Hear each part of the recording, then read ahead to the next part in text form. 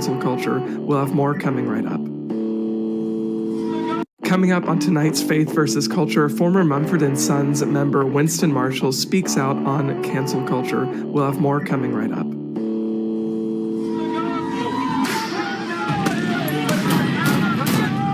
To have sex before you marry is a bad idea. Don't tell me there's no such thing as gun violence. That just depends on your definition of when life begins.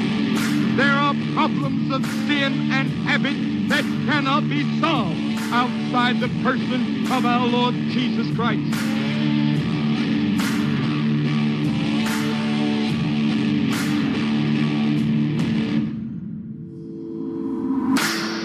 Well, welcome to Faith versus Culture. We have a fascinating conversation today about cancel culture and redemption and finding renewed purpose. I'm joined by my colleague, Billy Hallowell, and our guest today, Winston Marshall, a former member of Mumford & Sons. Winston, how are you doing today?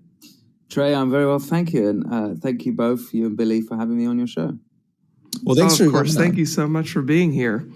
I want to ask you, just kind of digging in on your story, and I know you've spoken a lot about this, but for people who don't know, obviously you ended up walking away from the band, you ended up leaving, and a lot of interesting things led up to that. But it all started with a book and your support for a book. Can you take us through those events that sort of, I guess, initiated the controversy that you faced years ago in the first place?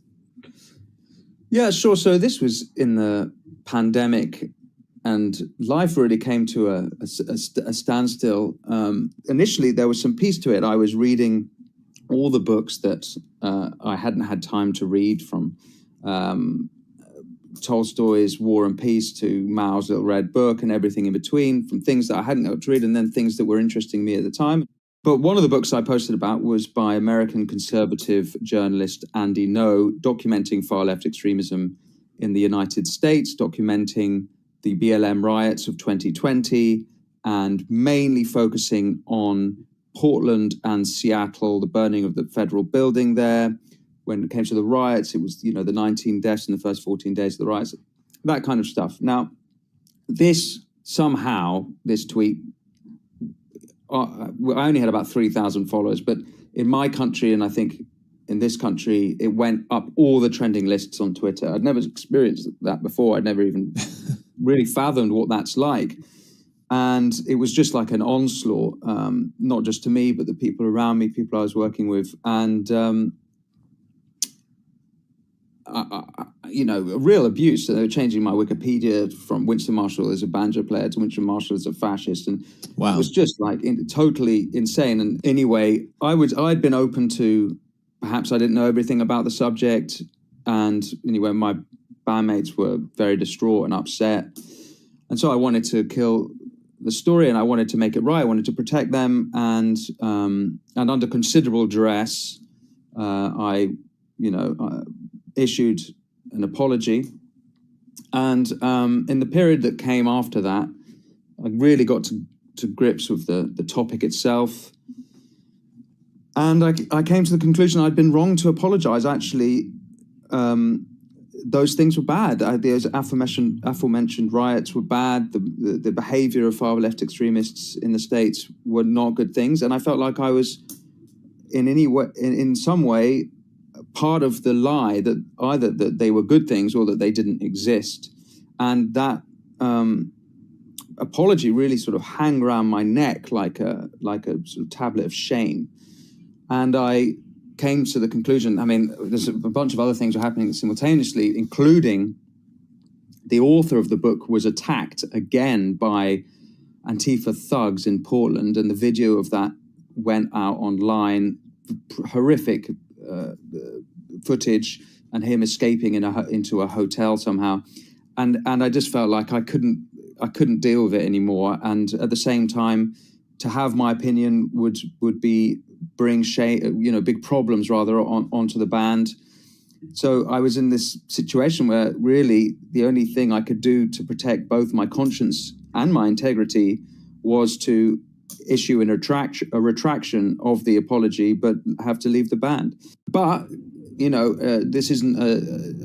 I speak to you now, 18 months later. This isn't a sort of woe is me story at all. The Lord works in mysterious ways, and I feel like it's now a duty for me to speak up on these issues, because I think a lot of people can't. And one of the things I experienced when I published my resignation letter, or the letter when I quit the band, I got hundreds, if not thousands, of people expressing their understanding of the sense of self-censorship. And I think that self-censorship is something that right now, or certainly over the last few years, is a very, very prominent phenomenon, that there are just topics that people think it's better to keep shut up than actually speak it, because it brings too much hassle to speak it. So, can I pause you there for a minute? Because how do you know, there are people who are listening to this, watching this right now, who are terrified to speak. They have silenced themselves, and they're looking at what happened to you and other people, and that just, it's like this vicious cycle. It just feeds that.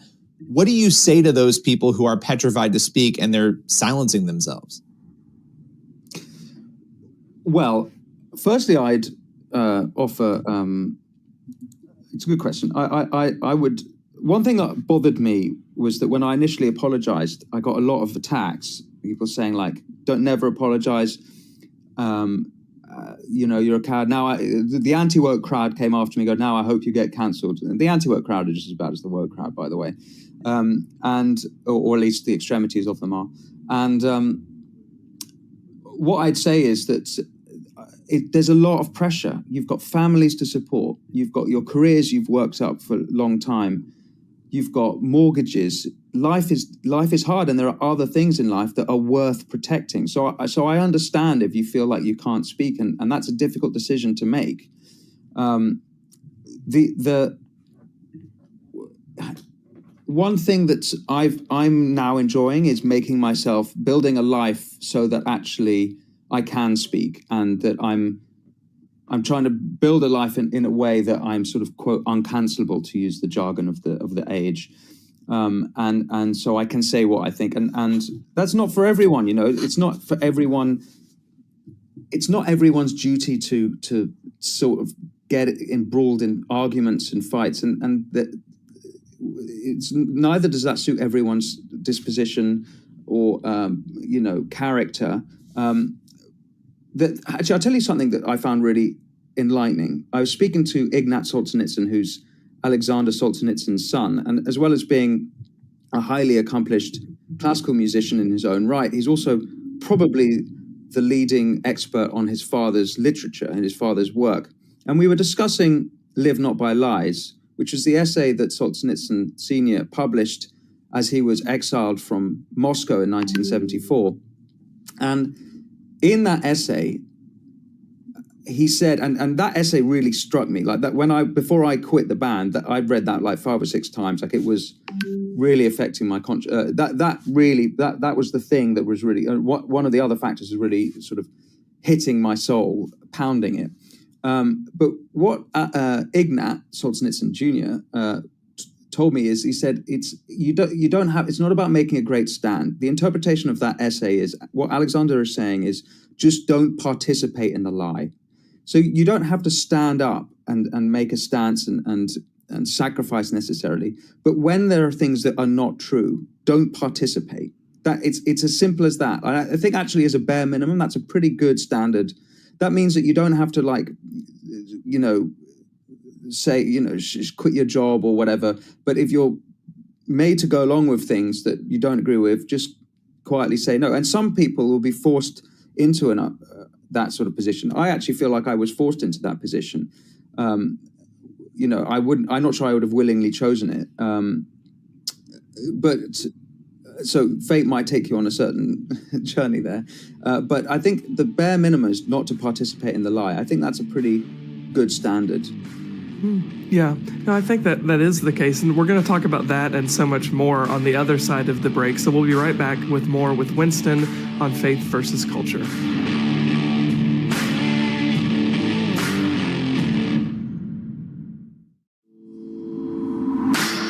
Well, Welcome back to Faith versus Culture. We're joined now by Winston Marshall. Winston, you mentioned in the first segment a little bit about spirituality and feeling like you were being spiritually attacked, obviously in a negative way, when all of this happened 18, 19 months ago. Tell us a little bit about how you handled that, how your faith maybe helped you process some of that. Well, speaking the matters of spirits, and I appreciate in the first half of this conversation, I brought that topic up myself. So I put myself in this situation. It's often very difficult to articulate these things. So I'm certainly in danger of misrepresenting how I think, or perhaps some of my thoughts are unformed. But I would say that the experience of being at the center of that hellish weekend for me, it felt like to be honest, it was seeing my mother's reaction that really affected me, and she's actually quite a spiritual woman anyway, so she was probably more sensitive to it. But it's not just it's attack of reputation. As I said, they come after your Wikipedia. Then by the second day or third day, it's in all the newspapers, and then it's a segment on The View and on Tucker Carlson and everything. So it just felt like a complete swarm of hornets, and coming from every angle, and then your friends start calling you up and your colleagues, and it's just everything sort of implodes. I had a dream at the time that I was on an airplane, and then the airplane just stopped mid-flight and then just went backwards and just started plummeting backwards down. It felt like everything was just coming apart. So I was very sensitive to what was going on at the time. And it feels weird quoting Kanye West now after the last sort of few months he's had. But he said something which I think at the time I found helpful, is that if you fear God, you fear nothing else. And that's not to say that I necessarily think you should fear God. I mean, I do think in some aspects you should fear God, but I think God is love. So it's not to say that God is it's reverence. Reverence is, it's like that deep respect, that's right? Yeah. Revere God and you'll fear nothing else. That's a better word. I prefer that. Yeah. And for me, trusting him, and it still happens now. I still get these little swarms, but trusting him and putting it in his hands is actually totally liberating, and has been a point of succor, a point of it's been, it's kept me free from those worldly worries. It's not to say I don't also have my